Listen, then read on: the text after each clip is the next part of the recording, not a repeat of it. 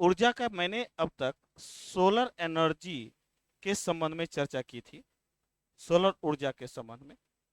अब एक है परमाणु ऊर्जा। परमाणु ऊर्जा का अगर आप समझिए परमाणु ऊर्जा को, भारत विश्व का 5वां परमाणु ऊर्जा उत्पादक राष्ट्र में आता है एक्चुअली। और भारत में हाल के दिनों में, खास करके 2020 में, और इधर कुडनकुलम परियोजना का दोबारा संचालन हुआ है। कुडनकुलम परियोजना जो चल रही है तमिलनाडु में, उसका एक पार्ट खुला है। और जापान ने 2022 या 20 या 22 में, जापान ने, जो जापान हमेशा परमाणु, जो जापान दुनिया में सबसे ज्यादा परमाणु से प्रभावित रहा हो, और उस जापान ने अपने परमाणु ऊर्जा के लिए परमाणु कार्यक्रम की घोषणा कर दी। अपने आप में आश्चर्यजनक है। क्लियर। और पिछले ही वर्ष यूके ने, यूनाइटेड किंगडम ने एक मशीन तैयार किया है, टोकामक। टोकामक मशीन वह होता है जो सूर्य के जो फैला हुआ जो किरण है उसको एक जगह केंद्रित कर देता है, और केंद्रित करके बीम के रूप में ऊर्जा का निर्माण करता है, जिसको आप प्लाज्मा, क्योंकि पदार्थ का चौथा स्वरूप होता है प्लाज्मा, और चौथे स्वरूप तक आते आते पदार्थ अपना गुण धर्म बदल देता है प्लाज्मा में। और तभी, यानी एटम जो है अपना स्वरूप चौथे स्वरूप में जब आता है प्लाज्मा के चौथे जब पदार्थ का, तभी जाकर के ऊर्जा का नया निर्माण होता है, जिसको आप संलयन प्रक्रिया कहते हैं। इसको जारी करने से पहले, इसको बताने से पहले, थोड़ा सा परमाणु के संबंध में समझ लीजिए, थोड़ा सा और आसान हो जाएगा। एक्चुअली परमाणु का दो प्रयोग है। प्रयोग के आधार पर परमाणु बता रहा, मैं डाल्टन सिद्धांत वो नहीं बता रहा। क्लियर। मैं नील्स बोर का सिद्धांत नहीं बता रहा, मैं प्रयोग के आधार पे परमाणु का बता रहा हूं। प्रयोग के आधार पर एक तो प्रयोग होता है सैन्य रूप से, और दूसरा प्रयोग है असैन्य रूप से। सैन्य रूप से परमाणु के प्रयोग पर प्रतिबंध है। सैन्य रूप से, अगर सैन्य रूप से परमाणु के प्रयोग पर देखें तो हम भारत के परमाणु नीति के संबंध में समझेंगे। परमाणु नीति कई बार क्वेश्चन पूछा गया है परमाणु नीति से, तो परमाणु नीति से समझेंगे कि कैसे 1965 तक, 1965 तक जिसने भी परमाणु परीक्षण किया है, जिसने भी परमाणु परीक्षण किया, इन सब को परमाणु शक्ति संपन्न राष्ट्र माना गया। परमाणु शक्ति संपन्न राष्ट्र 1964 तक ही है। हम ओवरऑल 65 मान के चलते हैं, क्योंकि 65 में भारत और पाकिस्तान के बीच युद्ध हुआ था, और 64 में परमाणु परीक्षण कर लिया था चाइना ने। क्लियर।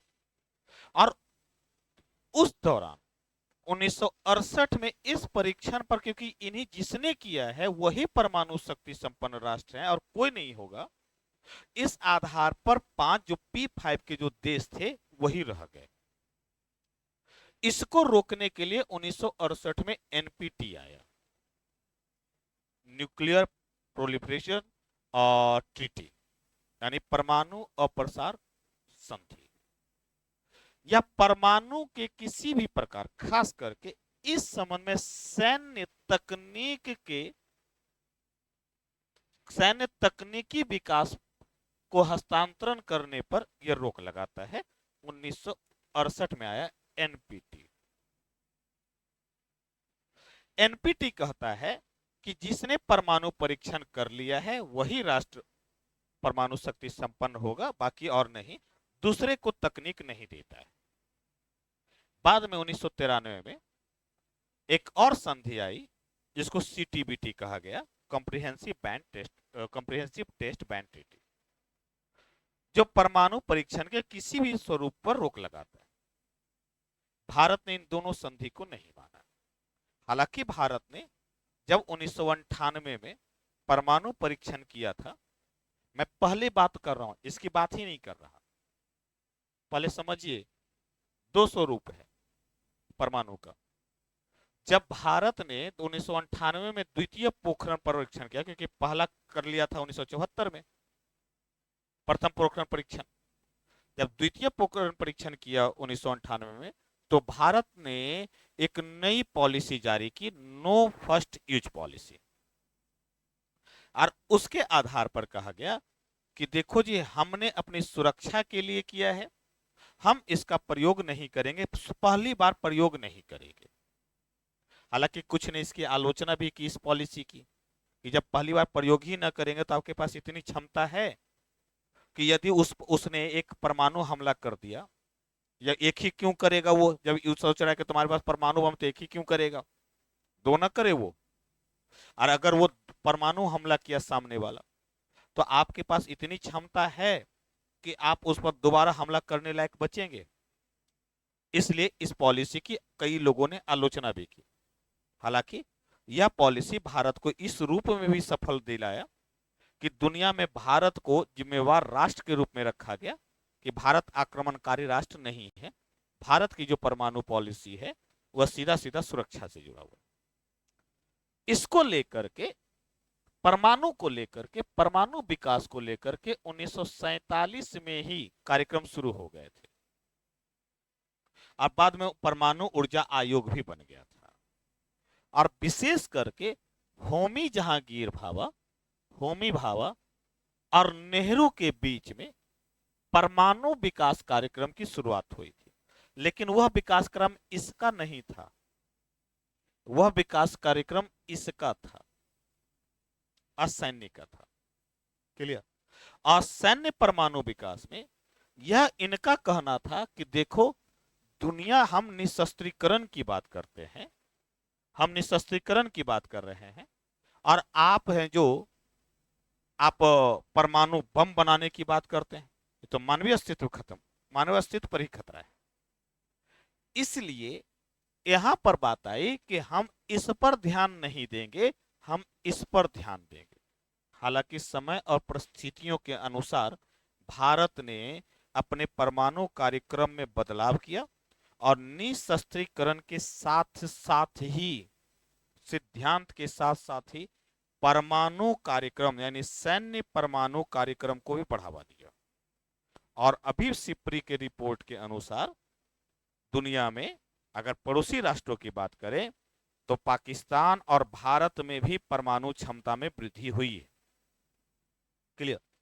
तो इसे सैन्य परमाणु क्षमता भले आप अलग देखेंगे, लेकिन भारत में निशस्त्रीकरण के साथ साथ भारत की परमाणु नीति रही है कि हम नो फर्स्ट यूज वाली पॉलिसी रखेंगे, लेकिन हम क्षमता रखेंगे कि हम, अगर कोई हम पर हमला होगा तो हम इसका प्रतिरोध कर सकते हैं। एक बात तो ये हुआ।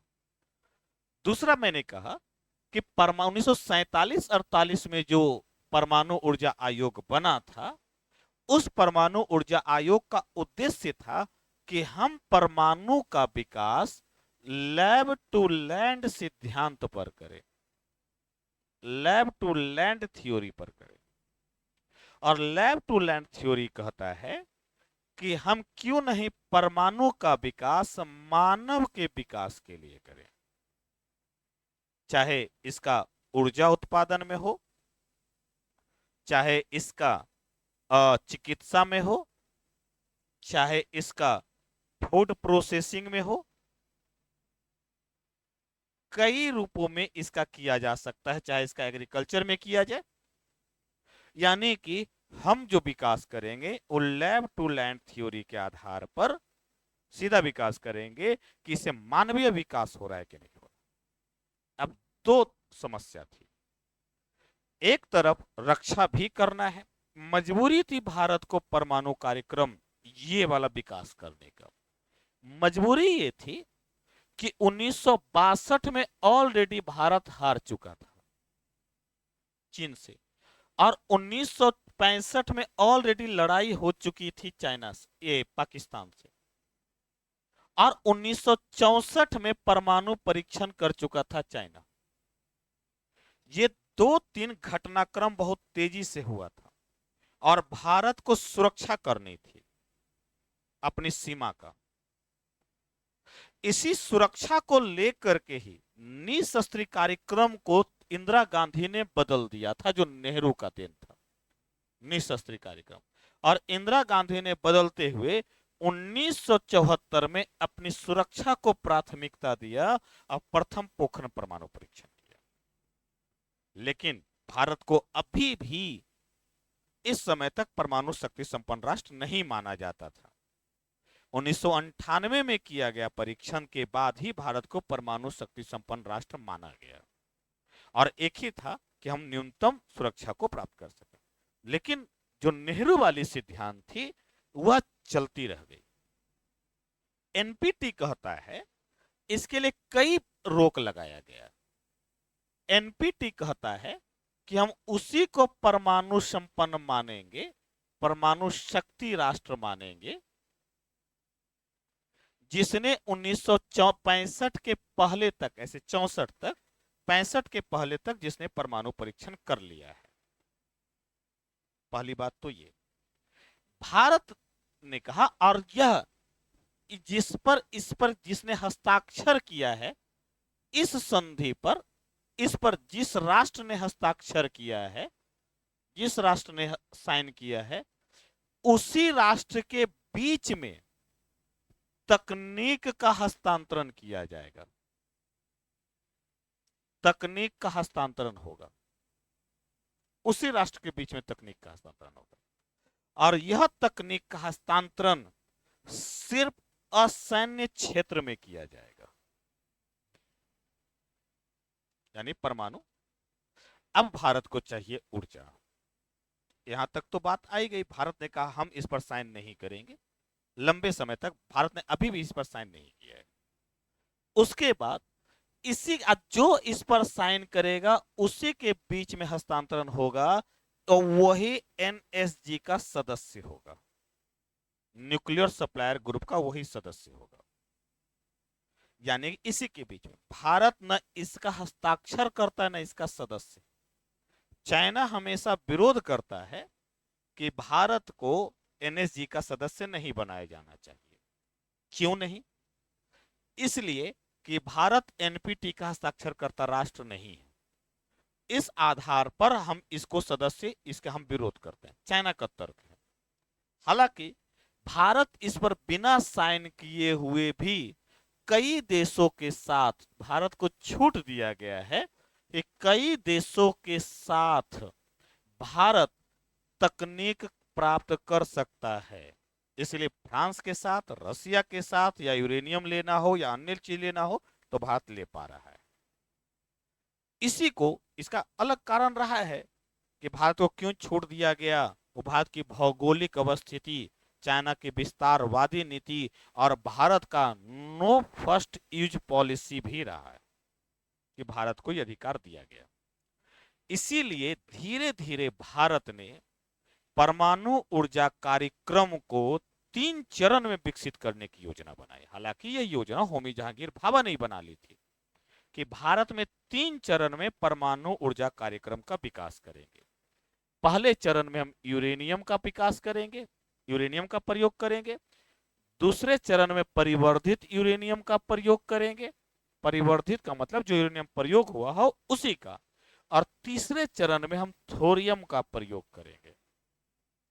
दुनिया का पहला ऐसा राष्ट्र है भारत जिसने कलपक्कम में थोरियम का प्रयोग कर लिया है। थोरियम का प्रयोग करने वाला दुनिया का पहला ऐसा, यानी कि भारत तीसरे चरण में पहुंच चुका है। अब आते हैं, अब कुल ऊर्जा उत्पादन में यदि भारत परमाणु ऊर्जा की भूमिका देखी, कुल ऊर्जा उत्पादन में तो लगभग 1.6% है।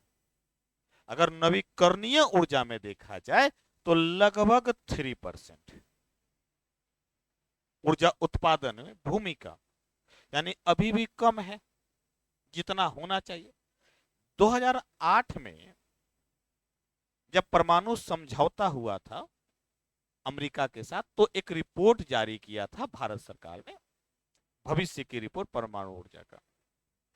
उन्होंने इतना बड़ा वो रिपोर्ट ये था कि भारत में 650 गीगावाट 2050 तक का एक रिपोर्ट था कि अगर ये सब कुछ ठीक रहा तो हम 2050 तक जाते जाते 650 गीगावाट अकेले हम परमाणु ऊर्जा से प्राप्त करेंगे, अकेले परमाणु ऊर्जा से प्राप्त करेंगे।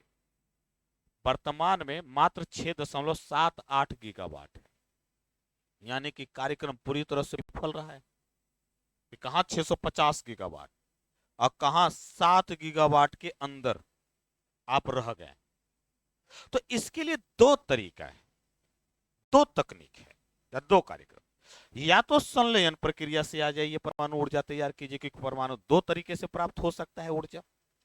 या दूसरा तरीका विखंडन प्रक्रिया के माध्यम से, दो ही तरीका ना है। इसके लिए दो तरीका अपनाया जा सकता है परमाणु ऊर्जा से संबंधित।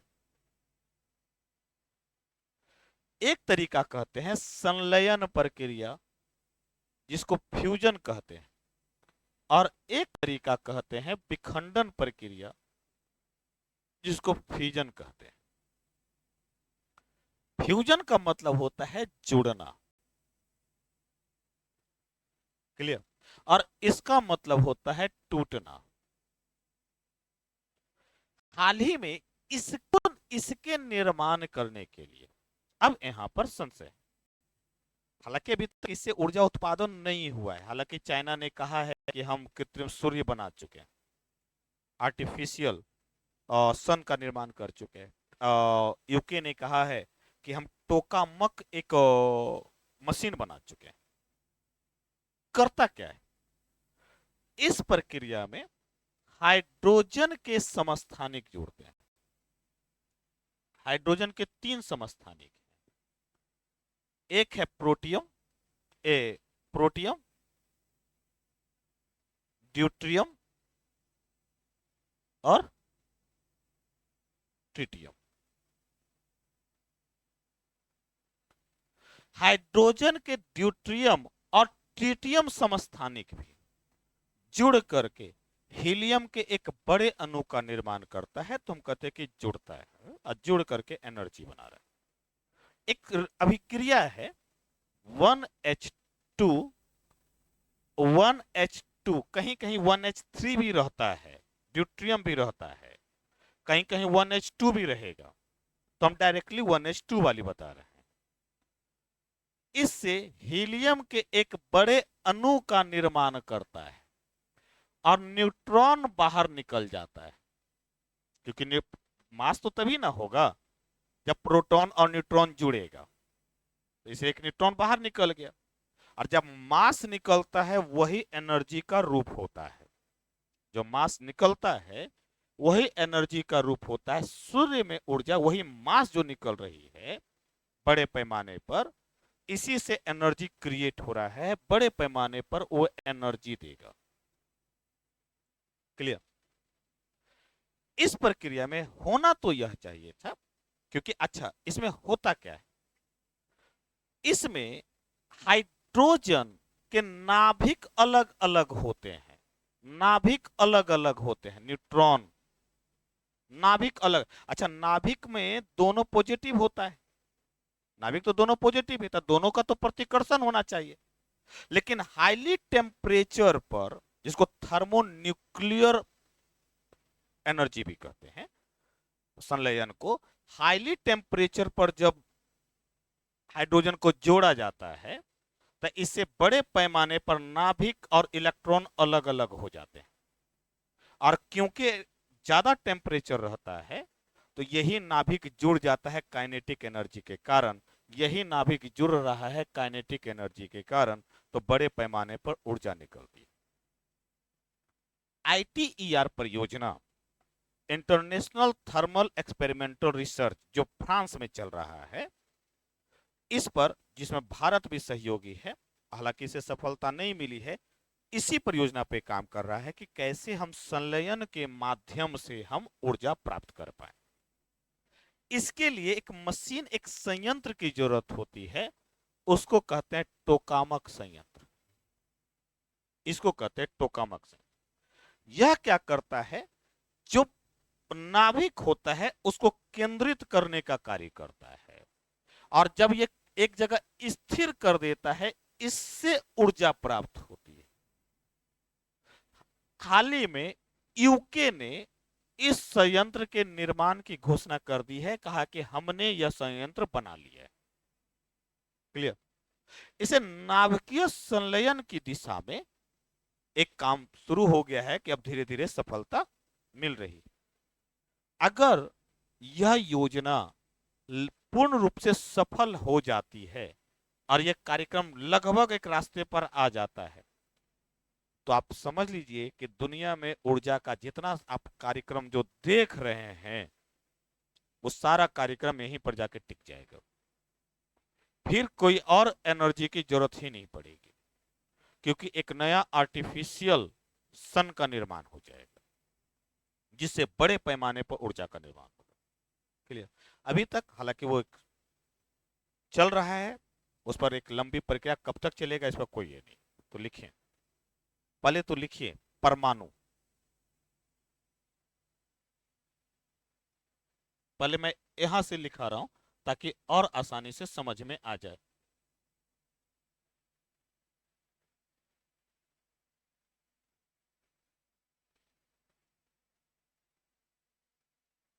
काम नहीं कर रहा है क्या ये?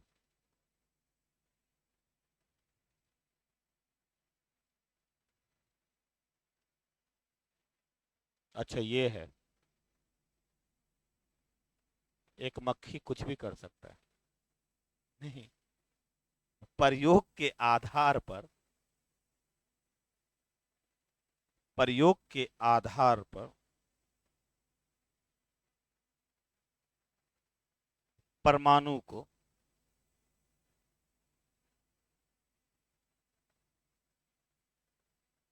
दो भागों में बांटा जा सकता है।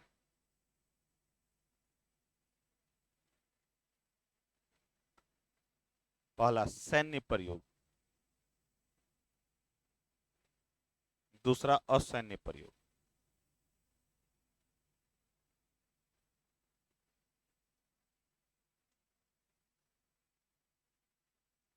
लिखे सैन्य प्रयोग लिखें।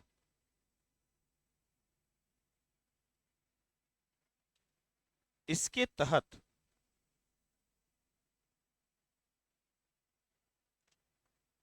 सुरक्षा अवधारणा को बढ़ावा देने के लिए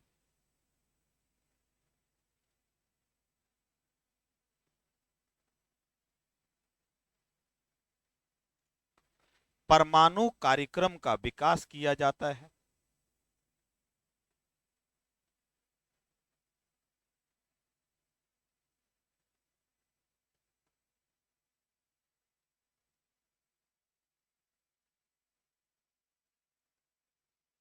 उन्नीस सौ पैंतालीस में जापान पर किए गए परमाणु हमले के बाद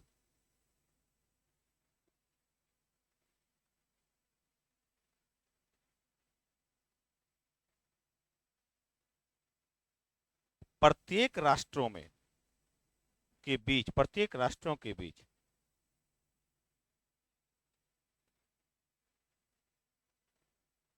परमाणु हथियारों के निर्माण एवं विकास की होड़ लग गई। यहां पर ध्यान रखिएगा, यह क्वेश्चन जुड़ा हुआ है परमाणु नीति में, अलग बता रहा हूं, आईआर से जोड़ करके बता रहा हूं इस बात को।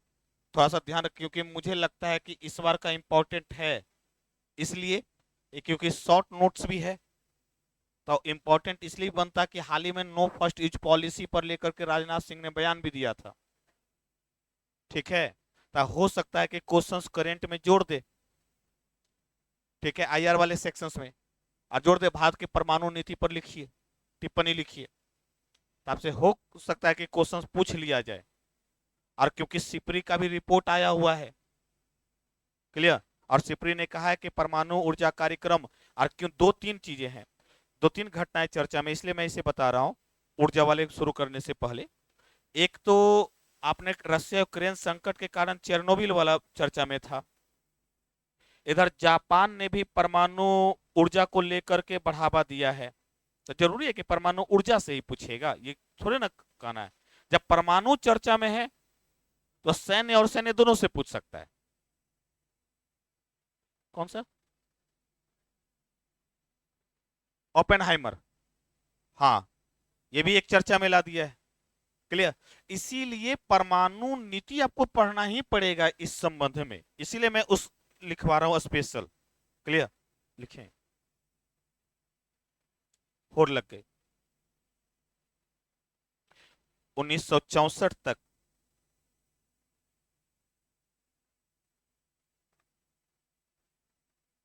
यूएन के सभी स्थायी सदस्यों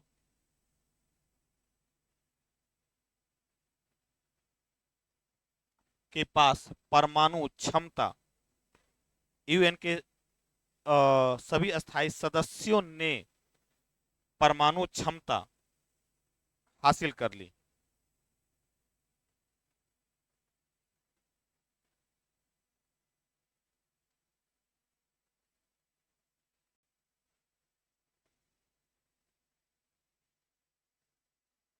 तथा इस पर नियंत्रण करने के लिए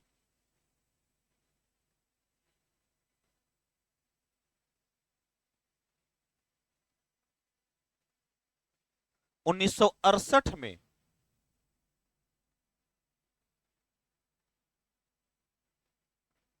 1968 में एनपीटी परमाणु अप्रसार संधि की घोषणा की गई,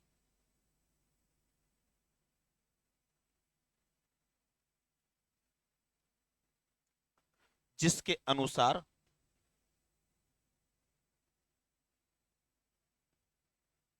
जिन राष्ट्रों ने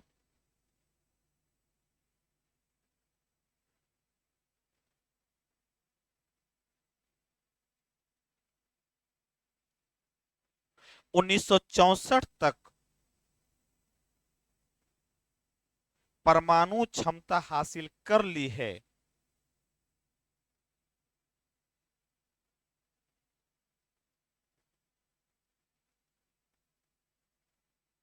उन्हीं को परमाणु शक्ति संपन्न देश माना जाएगा।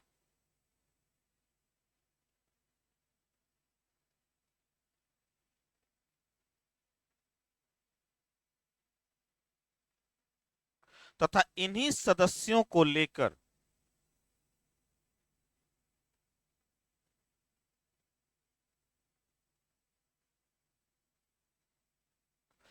एनएसजी परमाणु आपूर्ति समूह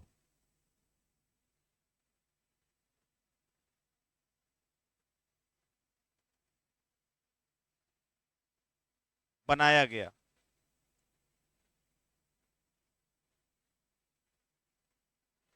जिनके मध्य परमाणु संबंधी तकनीक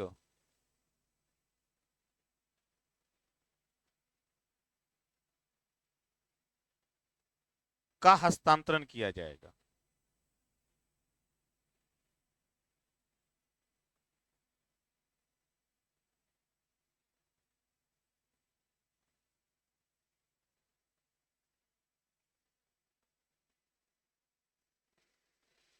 भारत ने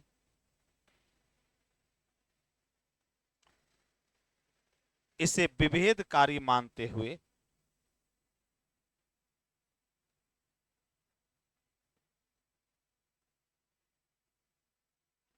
इसका विरोध किया है।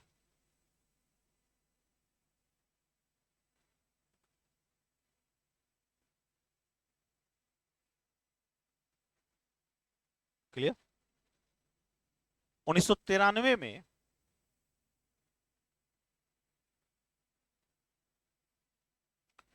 किसी भी प्रकार के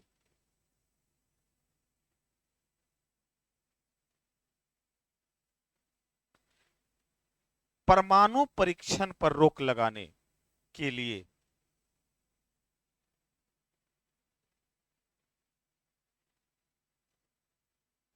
सीटीबीटी संधि को लागू किया गया।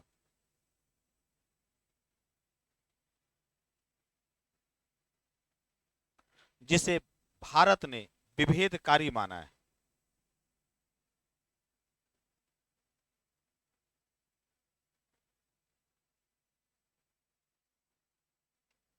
ये तो हो गया भारत में ये तो हो गया अंतरराष्ट्रीय स्तर पर क्या चल रहा था। क्लियर। अब भारत का क्या सोच रहा है।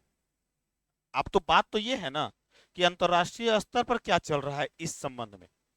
इस संबंध में भारत की क्या सोच रही है। क्लियर।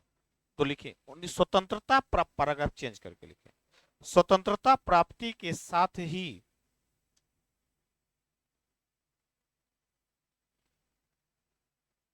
होमी जहांगीर भाभा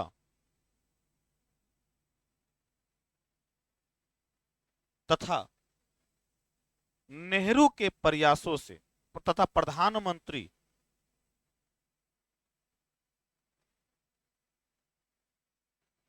नेहरू के प्रयासों से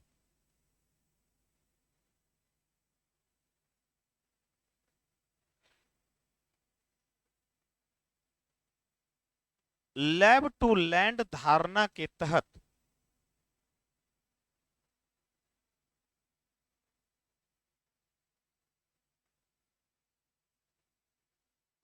परमाणु ऊर्जा आयोग का गठन किया गया।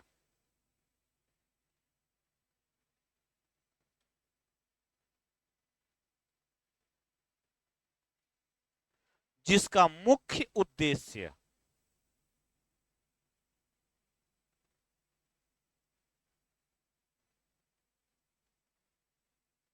परमाणु का सैन्य विकास न कर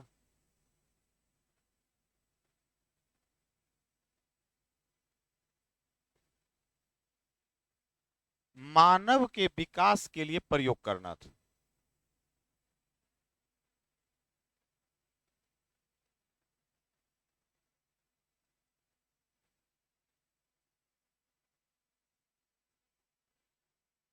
क्लियर। यह प्रक्रिया अब लंबे समय तक चल रही थी क्योंकि भारत की विदेश नीति को आप पढ़ करके देखिएगा तो भारत ने अपने विदेश नीति में 2 अस्थाई प्रावधान कर रखे हैं। 3 अस्थाई प्रावधान है। आप बदल नहीं सकता। हालांकि उस समय के अनुसार वो धीरे धीरे समाप्त होता चला गया है। एक नाम एक निशस्त्रीकरण और भारत इसका पुरोधा रहा है इसका। इसलिए भारत का झुका भारत हमेशा निशस्त्रीकरण पर सबसे ज्यादा जोर दिया। परंतु परिस्थितियां बदल रही है। 1947 में कार्यक्रम शुरू हो गया। 48 तक आयोग भी बन गया था और इसका ये सारा कार्यक्रम चल रहा था भाभा साहब के नेतृत्व में। क्लियर। लेकिन वैश्विक पटल पे कुछ और चल रहा था। बदलती वैश्विक परिस्थितियों बदलती वैश्विक परिस्थितियों 1962 में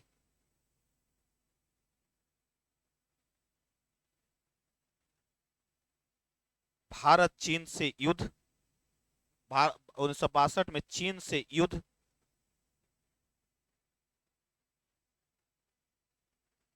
तथा उसमें मिली करारी हार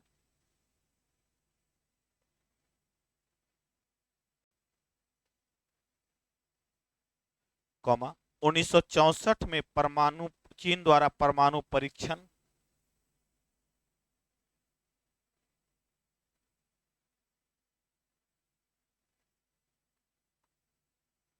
तथा 1965 में पाकिस्तान के साथ युद्ध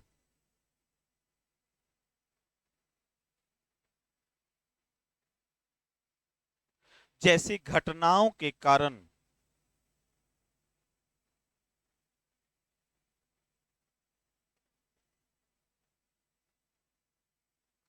भारत को परमाणु नीति में बदलाव लाना पड़ा।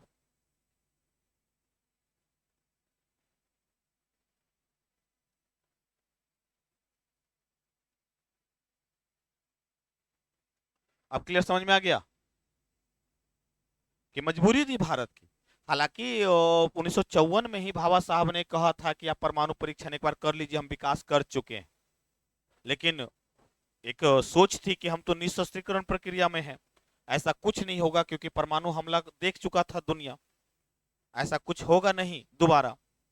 और आज तक हालांकि हुआ भी नहीं, कि दूसरी बार प्रयोग भी हो चुका है नागासाकी के बाद, ठीक है।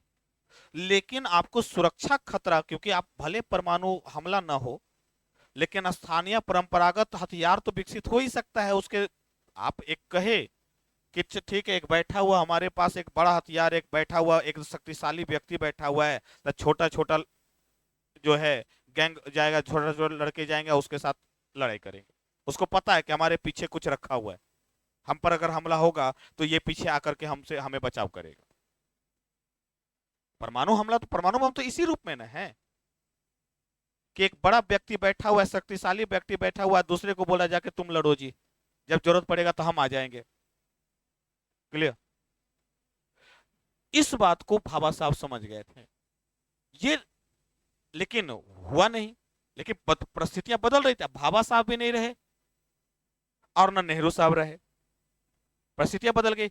इंदिरा गांधी ने इस नीति को बदल दिया, जो निशस्त्रीकरण वाली प्रक्रिया थी वो यथार्थवाद की तरफ चली गई, और कहा कि अपनी सुरक्षा को यदि स्थापित करना है तो हमको परमाणु क्षमता हासिल करनी पड़ेगी। 1974 में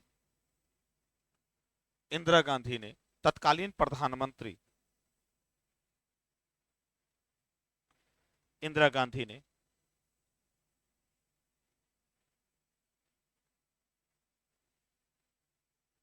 पोखरण में पहला परमाणु परीक्षण किया।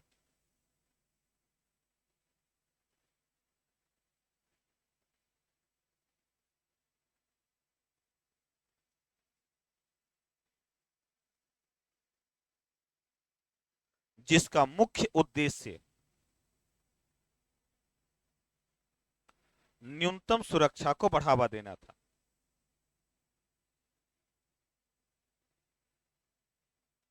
न्यूनतम सुरक्षा को बढ़ावा देना था।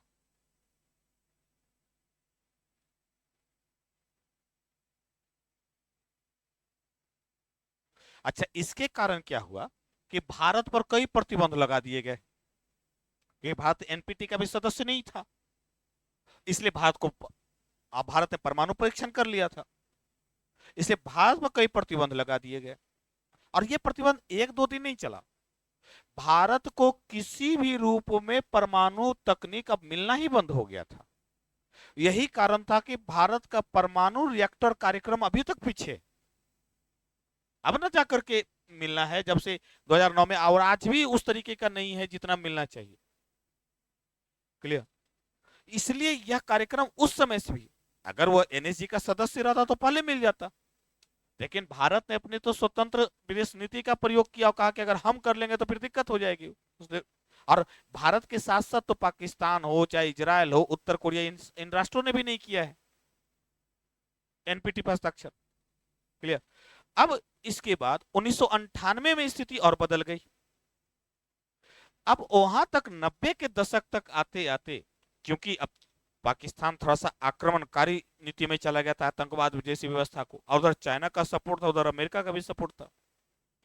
भारत ने फिर से एक कार्य अपना शुरुआत किया। अब भारत ने फिर परीक्षण किया, जिसको पोखरण का दूसरा परीक्षण कहा जाता है, जिसको स्माइलिंग बुद्धा कहा गया था।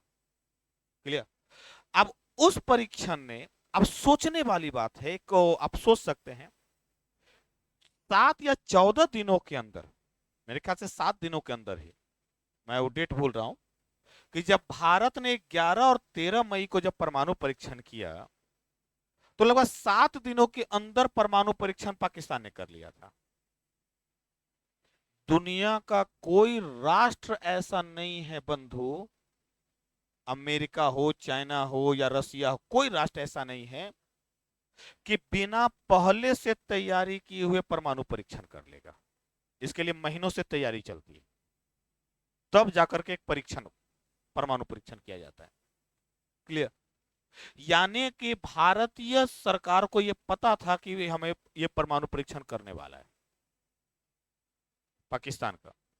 और यदि एक बार सोच करके देखिए कि यदि वो परमाणु परीक्षण कर लेता पहले, और भारत नहीं करता तो सीधा दुनिया में जाता कि भारत पर निश्चित है कि दबाव पड़ना शुरू होता, क्योंकि सभी दक्षिण एशियाई राष्ट्रों में परमाणु हमला हो जाएगा, परमाणु हमला हो जाएगा, ये डर फैलाना शुरू करता। क्लियर। और तो भारत को कहता कि तुम परमाणु परीक्षण न करो।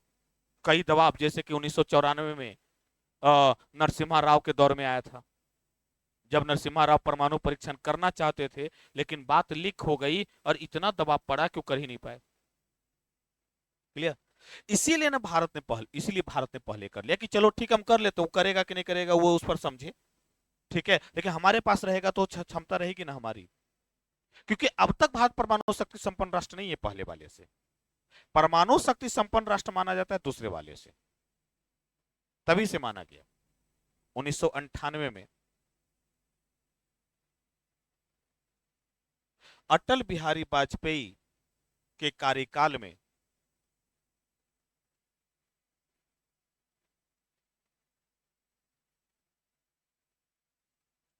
भारत ने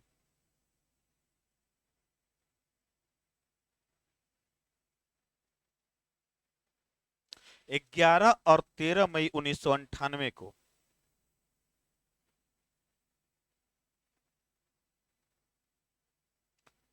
दूसरा परमाणु परीक्षण किया।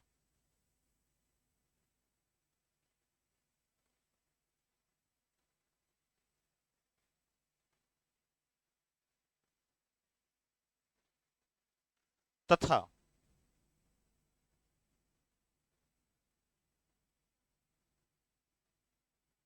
2003 तक जाते जाते, तथा 2003 तक no first use, no first use नीति की घोषणा की।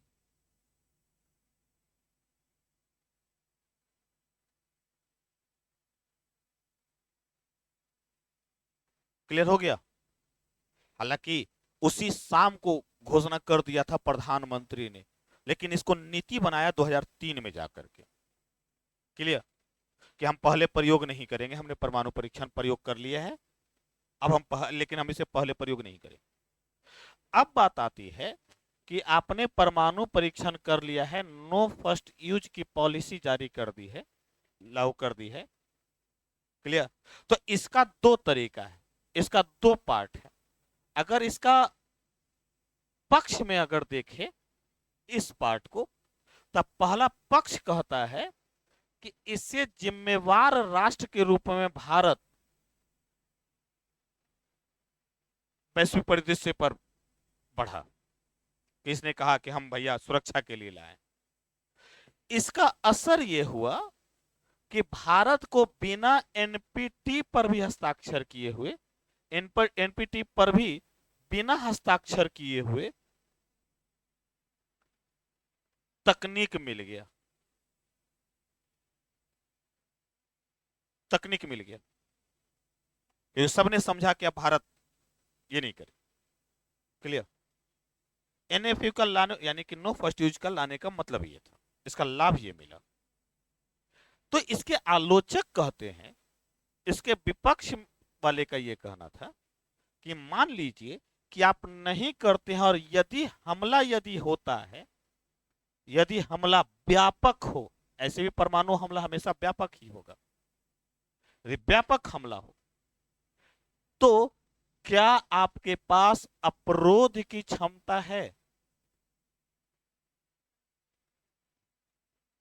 यानी कि आपने अवरोध की क्षमता विकसित कर ली है। अवरोध का मतलब होता है डिटेंस, मतलब कि यदि मुझ पर हमला होगा तो मैं इतना बड़ा हमला करूंगा कि आप संभल नहीं पाएंगे। अगर मुझ पर हमला होता है तो मेरे पास इतनी क्षमता है कि मैं उस हमले को झेलते हुए भी इससे भयानक हमला करूंगा। इसे कहते हैं अवरोध का नियम, डिटेंस पॉलिसी। तो क्या यह है क्षमता? और जब आपने इसे लागू ही कर दिया है एनएफयू को, तो क्यों आपने इसे बनाया, क्यों इसे बनाया? इसी को लेकर के वर्तमान रक्षा मंत्री ने बयान दिया था कि हमने इसे सिर्फ देखने के लिए नहीं रखा है, क्लियर? ताकि सामने वाला हमला करने से पहले सोचे। क्लियर? यही कारण है कि अब ये एक तर्क आता है, क्या वर्तमान रक्षा मंत्री का दिया गया बयान क्या भारत को जिम्मेवार राष्ट्र के रूप से धीरे धीरे हटा देगा जो भारत ने बना रखा है, और क्या इसको कहीं तकनीकी हस्तांतरण जो कर रहा था बिना एनपीटी पर हस्ताक्षर किए भी, क्या इस पर रोक लगा देगा? हालांकि अभी तक तो ऐसा नहीं है, आगे क्या होता है ये आगे की बातें हैं। लेकिन अभी तक ये देखा गया है कि भारत ने एक जिम्मेवार राष्ट्र के रूप में इसे लागू किया है। क्लियर? तो ही लिखे, क्या लिखे लास्ट में? घोषणा की। इसके पक्षकारों का इसके पक्षकारों का कहना है कि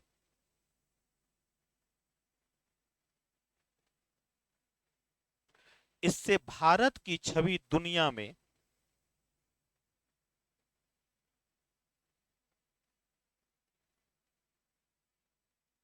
जिम्मेवार राष्ट्र के रूप में बनी।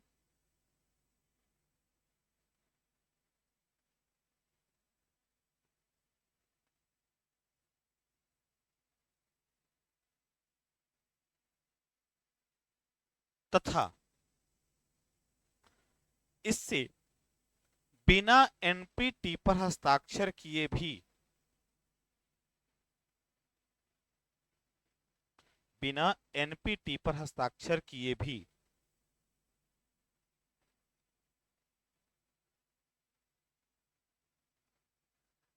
परमाणु तकनीक प्राप्त करने में सफलता मिली।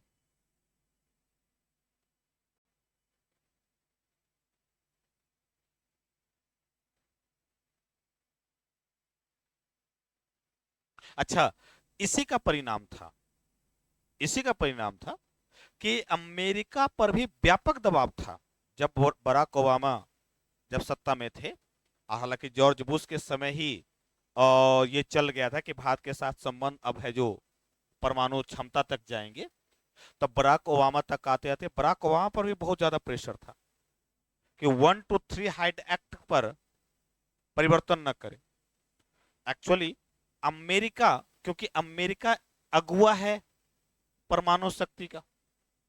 क्लियर? और उसके साथ साथ कई पिछलग्गू देश हैं। पिछलग्गू उसको कहा जाता है जो दूसरे राष्ट्रों के साथ चलता है, उसकी स्वतंत्र विदेश नीति नहीं होती है। पिछलग्गू राष्ट्र उसको कहा जाता है जिसकी स्वतंत्र विदेश नीति नहीं होती है, वह दूसरे राष्ट्रों के पीछे पीछे चलता है। क्लियर? जैसे अमेरिका के पीछे नाटो के सदस्य राष्ट्र चलेंगे तो उसको पिछलग्गू राष्ट्र कहते हैं। अब यहां पर अमेरिका ने, क्योंकि अमेरिका पर दबाव था कि अमेरिका भारत के साथ समझौता करे। अब कौन सा समझौता करे? तो ऊर्जा तकनीकी हस्तांतरण समझौता करे। ऊर्जा तकनीकी संबंधी, क्योंकि भारत पर तो प्रतिबंध है, भारत तो ले ही नहीं सकता था अब तक तो। क्लियर? यही कारण है कि भारत पर यह काफी दबाव, अमेरिका पर काफी दबाव पड़ा कि भारत के साथ समझौता करे। तो अमेरिका ने 123 हाइड एक्ट समझौता किया था। उसका एक कानून है 123 हाइड एक्ट। अमेरिकी क्योंकि वहां अध्यक्षात्मक प्रणाली है, और अध्यक्षात्मक प्रणाली में वहां राष्ट्रपति इतना पावरफुल है कि कांग्रेस तक के निर्णय, कांग्रेस वहां का पार्लियामेंट, कांग्रेस तक के निर्णय को बदल सकता है। यानी वहां पार्लियामेंट तक के निर्णय को बदल सकता है। और उसी का प्रयोग बराक ओबामा ने किया। एक्चुअली बराक ओबामा पर यह प्रेशर इंडियन डायस्पोरा का प्रभाव था। भारतीय प्रवासी इतना वहां सशक्त हो गया था, और है अभी वर्तमान में, इंडियन डायस्पोरा का इतना ज्यादा इंपैक्ट पड़ा था कि बराक ओबामा मजबूर हो गए इस समझौता करने के लिए, और भारत के साथ बिना एनपीटी पर हस्ताक्षर किए हुए भारत को परमाणु तकनीक मिलना शुरू हुआ 2008-9 में। हाँ, अमेरिकी राष्ट्रपति बराक ओबामा ने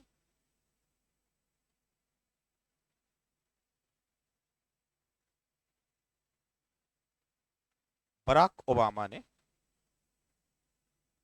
तत्कालीन भारतीय प्रधानमंत्री मनमोहन सिंह के साथ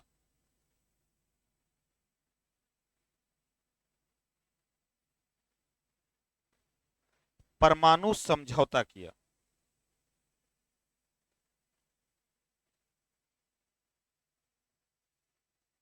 इसके लिए अमेरिकी सरकार ने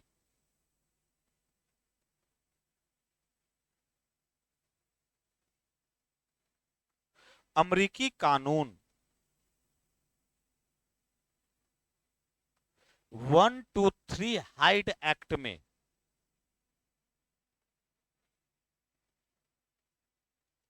123 हाइड एक्ट में परिवर्तन किया था।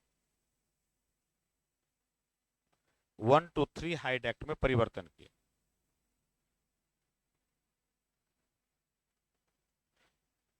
परिवर्तन किया, हाइड एक्ट में परिवर्तन किया, जिससे भारत को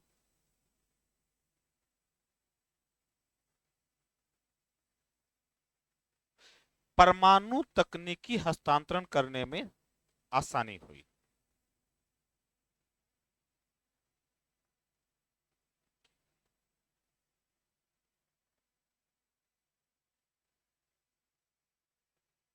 वहीं आलोचकों ने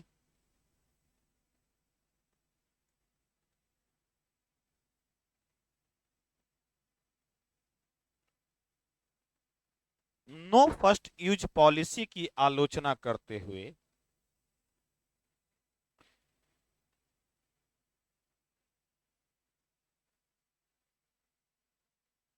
कहा कि यदि इससे दूसरा राष्ट्र, यदि इससे दुश्मन राष्ट्र, यदि दुश्मन राष्ट्र व्यापक परमाणु हमला करता है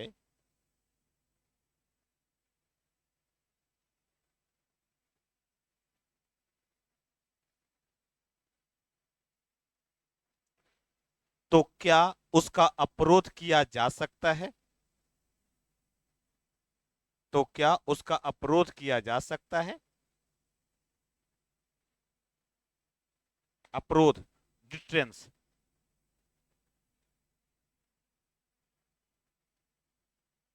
अवरोध किया जा सकता है। और क्या यह सुरक्षा से खिलवाड़ नहीं है?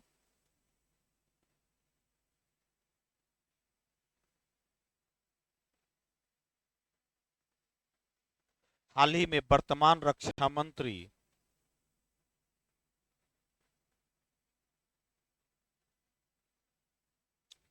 राजनाथ सिंह ने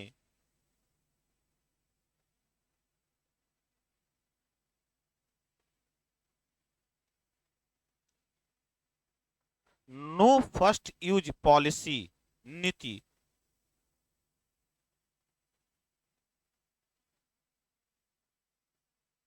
पर विचार करने की बात कही।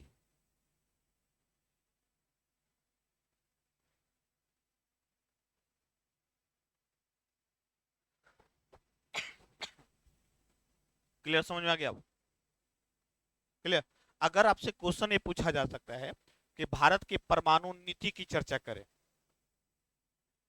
अच्छा ये भी क्वेश्चन पूछा जा सकता है नो फर्स्ट यूज पॉलिसी क्या है, परमाणु नीति के संबंध में आलोचनात्मक व्याख्या करें। दो क्वेश्चन पूछा जा सकता है यहां से, और ये उम्मीद है कि शॉर्ट नोट्स में ही आएगा। क्लियर, क्योंकि बहुत बड़ा नहीं है तो आप इसको लिख सकते। तो क्वेश्चंस कैसे पूछा जाएगा इससे? भारत की परमाणु नीति की चर्चा करें। ये तो स्ट्रेट फॉरवर्ड, इसमें स्ट्रेट फॉरवर्ड क्वेश्चंस ही आएंगे। भारत की परमाणु नीति की चर्चा करें।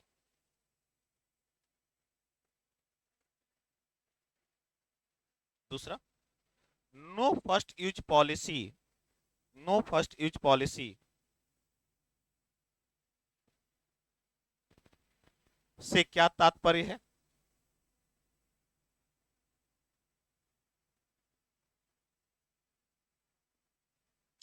नो फर्स्ट यूज पॉलिसी से क्या तात्पर्य है? भारतीय परमाणु नीति के संबंध में भारतीय परमाणु नीति के संबंध में चर्चा करें।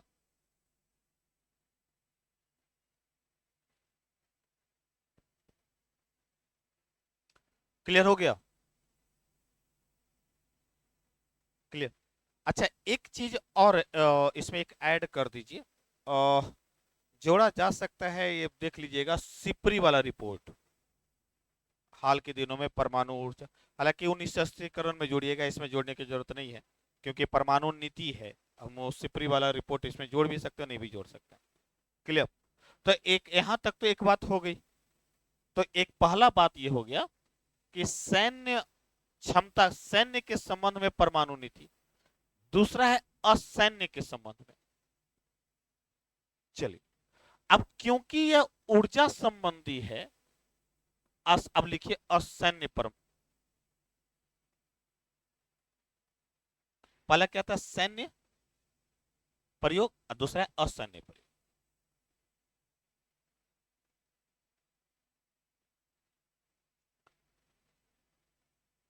परमाणु तकनीक का प्रयोग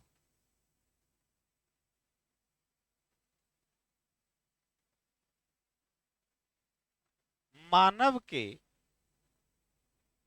विकास के लिए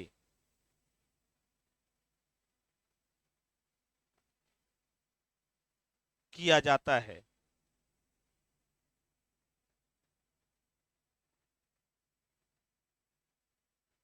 जिसके अंतर्गत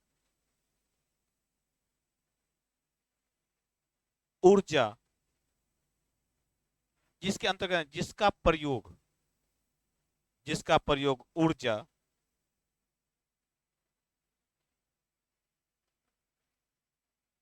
खाद्य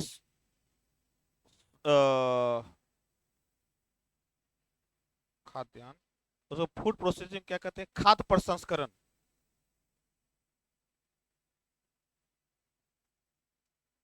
चिकित्सा,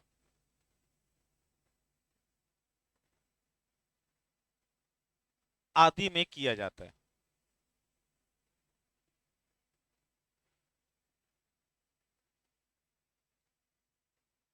अब आ गया ऊर्जा संबंधी, यहां से आ गया ऊर्जा संबंधी। क्लियर। तो ऊर्जा संबंधी की बात क्या होगी? तो मैंने क्या कहा कि दो प्रकार से ऊर्जा प्राप्त होती है, एक संलयन प्रक्रिया के माध्यम से, एक विखंडन प्रक्रिया के माध्यम से। अगर क्वेश्चन में कह दिया, अब समझने वाली बात है, क्वेश्चन में कह दिया परमाणु ऊर्जा, और यह शब्द संलयन और विखंडन नहीं लिखा हुआ है, या क्वेश्चन में लिख दिया नाभिकीय ऊर्जा, लिखेंगे दोनों, जोड़ देंगे विखंडन पर, क्योंकि संलयन से तो ऊर्जा बना नहीं है। अगर कह दिया सिर्फ परमाणु रिएक्टर, क्वेश्चन को समझिए, अगर कह दिया परमाणु ऊर्जा, तो दोनों होगा, फ्यूजन भी और फिजन भी, संलयन और विखंडन। जब तक क्वेश्चंस में ये ना कहे कि न परमाणु रिएक्टर से। क्लियर। हाँ, ये अलग बात है कि क्वेश्चंस में, ये अलग बात है कि आप इस पे कम जोड़ देंगे, इतना ही लिख करके जोड़ दे देंगे कि यह अभी अनुसंधान के रूप में ही, अभी तक यह प्रायोगिक रूप में नहीं आया है। क्लियर। लेकिन जोर इस पर देंगे, बस अंतर इतना ही है, लिखना लेकिन दोनों पड़ेगा आपको, इसको समझने की जरूरत है यहां पे। इसीलिए आप पहले संलयन समझ लीजिए कि संलयन का मतलब क्या होता है। और हाल ही में संलयन चर्चा में रहा है, यूके ने 2022, ये लास्ट 2022 में घोषणा किया है। और ये भी क्या बोलते हैं, चाइना तो पहले ही घोषणा कर दिया था। क्लियर। तो ये यूके के कारण ये चर्चा में आ गया है। तो लिखें, पर ऊर्जा लिखिए, परमाणु ऊर्जा, ऊर्जा संबंधी प्रयोग।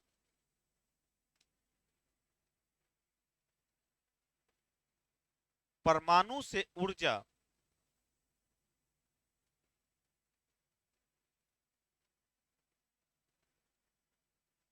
सामान्यतः दो रूपों में प्राप्त किया जाता है।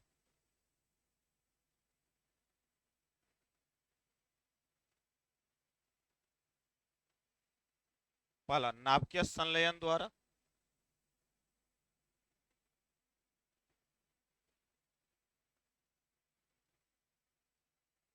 और दूसरा नाभिकीय विखंडन द्वारा।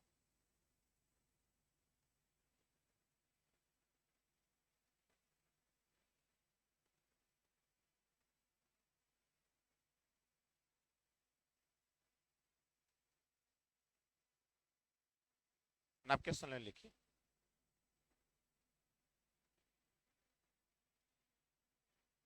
इसमें हाइड्रोजन के समस्थानिक, हाइड्रोजन के छोटे समस्थानिक, ऐसे सॉरी, हाइड्रोजन के समस्थानिक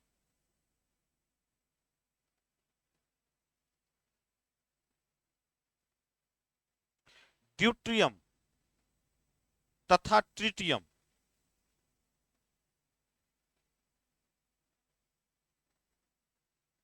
के नाभिक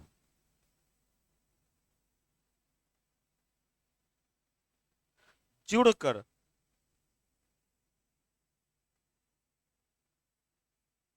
एक बड़े नाभिक का निर्माण करता है,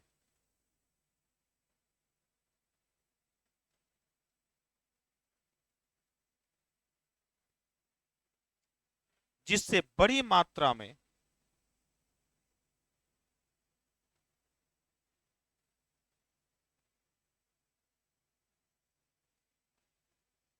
जिससे बड़ी मात्रा में ऊर्जा मुक्त होती है।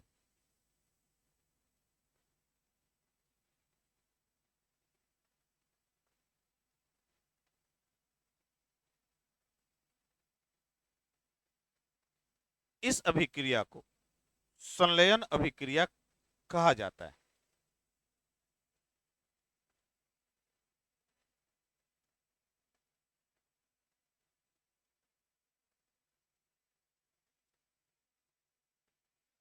इस अभिक्रिया में पदार्थ के चौथे रूप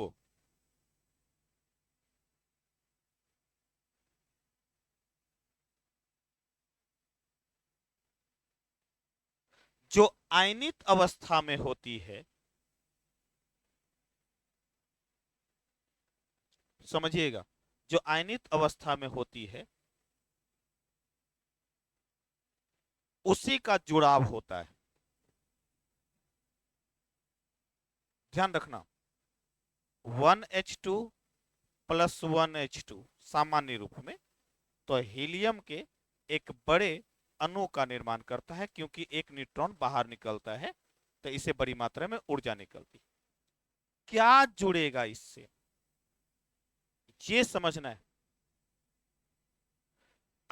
वहां पर लिखते समय स्ट्रक्चर और रिएक्शन जरूर बनाइएगा लिखते समय, क्योंकि आपने यहां लिख दिया है प्लाज्मा का चौथा स्वरूप, ये पदार्थ का चौथा स्वरूप भाग लेता है, तो चौथा स्वरूप तो ऐसे बनेगा नहीं। पदार्थ का तो तीन ही स्वरूप ना है एक्चुअली, ठोस, द्रव और गैस। चौथा स्वरूप बनाना पड़ेगा, और चौथा स्वरूप जब भी बनेगा वो हाई टेम्परेचर पे बनेगा, हाईली टेम्परेचर होगा। टोकामक जो मशीन है उसने ये काम कर दिया है। क्लियर। इसका नाभिक, अच्छा, परमाणु में तो नाभिक और इलेक्ट्रॉन साथ होते हैं, ये नाभिक हो गया और इलेक्ट्रॉन चक्कर लगाता है। परमाणु में तो दोनों है नहीं, और जिसमें इस न्यूक्लियस में प्रोटॉन भी और न्यूट्रॉन भी है।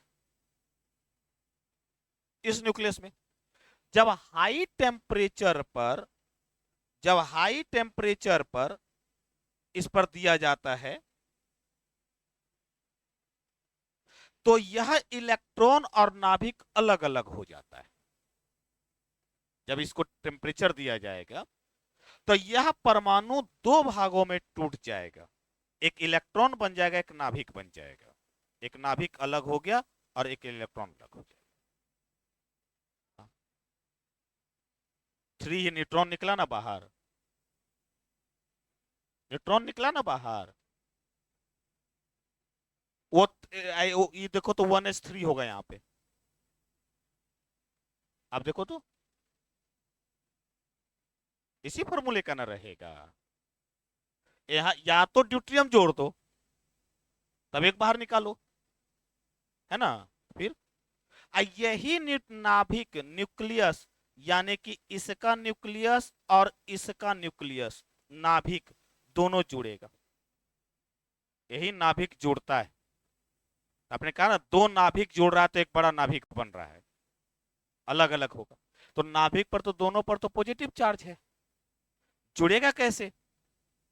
समस्या तो यह है कि तो प्रतिकर्षण ना होगा, क्योंकि हाई टेम्परेचर पर होने के कारण उसमें काइनेटिक एनर्जी बहुत ज्यादा होती है, और यही काइनेटिक एनर्जी के कारण वो जुड़ता रहता है। क्लियर? और इसी से एनर्जी क्रिएट होती है। क्लियर? यह इस स्थिति को, यह जो बन रहा है ना, यह जो बन रहा है इसी स्थिति को प्लाज्मा कहा जाता है।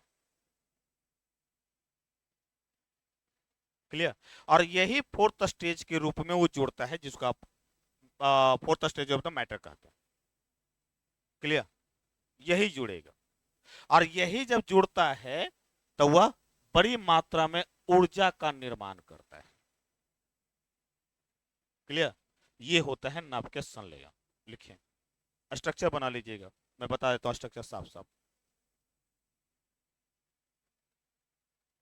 ये न्यूक्लियस है, नाभिक है, इलेक्ट्रॉन है, इस पर हाई टेम्परेचर दिया जाता है, तो यह दो भागों में टूटेगा। एक न्यूक्लियस, न्यूक्लियस और इलेक्ट्रॉन, ये अलग होगा। फिर से एक और न्यूक्लियस बनेगा। क्लियर? दो हो गया। तो यही, क्योंकि एक हाइड्रोजन का एक न्यूक्लियस, प्रोटियम का, ये सॉरी ड्यूट्रियम का, और एक एक ड्यूट्रियम का ये न्यूक्लियस, तो दोनों जोड़ करके बड़ा न्यूक्लियस बनाएगा। दोनों जोड़ करके बड़ा न्यूक्लियस बनाएगा। इसी प्रक्रिया को संलयन कहते हैं। यह हाई टेम्परेचर पर ही होगा। टोकामक इसी में काम कर गया है। इसीलिए मैंने कहा ना कि ये हो सकता है कि ये बहुत काम आने वाला है, आगे चल हो सकता है एग्जाम के रूप में पूछ लिया जाए। टोकामक यंत्र तो आजकल तो इंटरनेट पूछ रहा है, तब बोल तो रहे हैं कि अभी यूके ने घोषणा कर दिया है कि हम बनाने में सफलता प्राप्त कर लिया है। हाँ। क्लियर? लिखें। हाँ,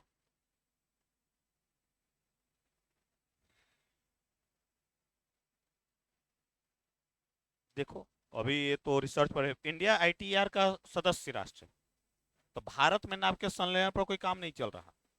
अब ये हो सकता है कि भारत सरकार कर रहा होगा, इसका तो न्यूज नहीं है बाहर, लेकिन आईटीआर का ऑलरेडी सदस्य है, तो उस रूप में हो सकता है।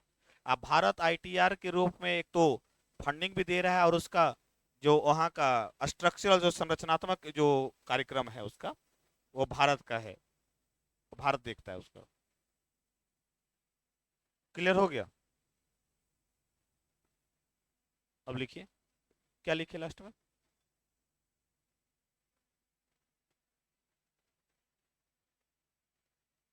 हाल ही में यूनाइटेड किंगडम ने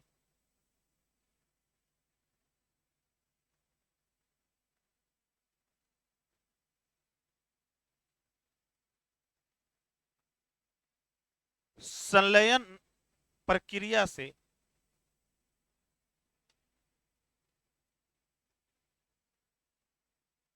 ऊर्जा प्राप्त करने वाले तकनीक के निर्माण में सफलता प्राप्त की है,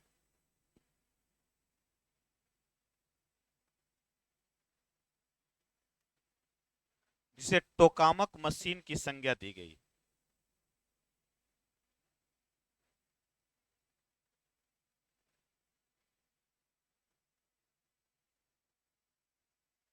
इसके माध्यम से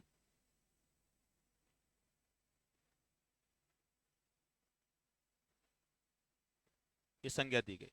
इसके माध्यम से चुंबकीय क्षेत्र का प्रयोग करते हुए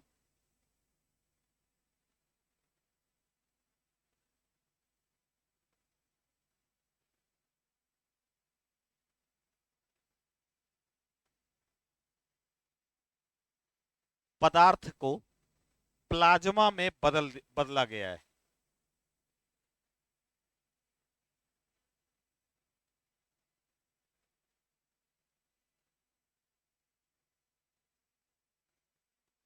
वहीं चीन ने भी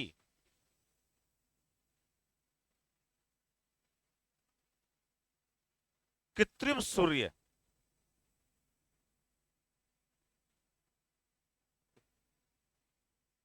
बनाने की घोषणा, कृत्रिम सूर्य ईस्ट नाम दिया है उसका। Experimental advanced super conductor tokamak.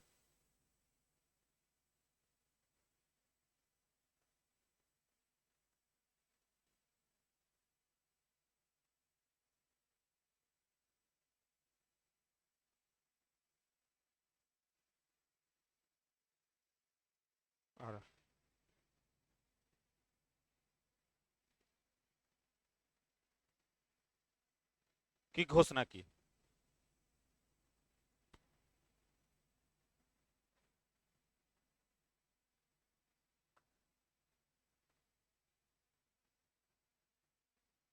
Clear हो गया। और कहा जाता है कि 1 किलोग्राम यदि संलयन प्रक्रिया से कोई संलयन प्रक्रिया से यदि ऊर्जा मिलती है और हाइड्रोजन समस्थानिक से, और 1 किलोग्राम जो कोयले से मिलती है, 10,000 गुना एनर्जी ज्यादा मिलती है। सोचने वाली बात है कितनी एनर्जी रिलीज होती होगी। नहीं, क्लियर।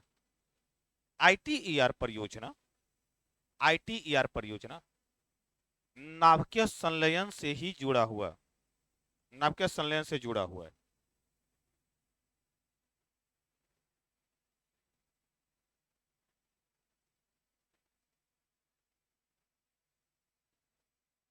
जिसमें भारत भी एक सदस्य राष्ट्र है।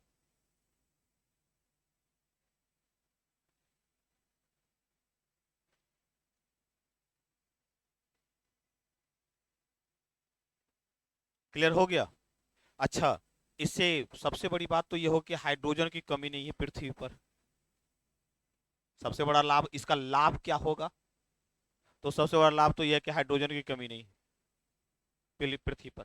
अब प्रचुर मात्रा में इस एनर्जी क्रिएट होगा तो वेस्ट की समस्या कम हो जाएगी लंबे समय तक। आप ठीक है। और जब प्रचुर मात्रा में एनर्जी, तो ऊर्जा सुरक्षा को बढ़ावा देने में बड़ा सबसे बड़ा काम करेगा। इसका लाभ क्या मिलेगा, तो नेक्स्ट क्लास में हम इसके लाभ की चर्चा करेंगे।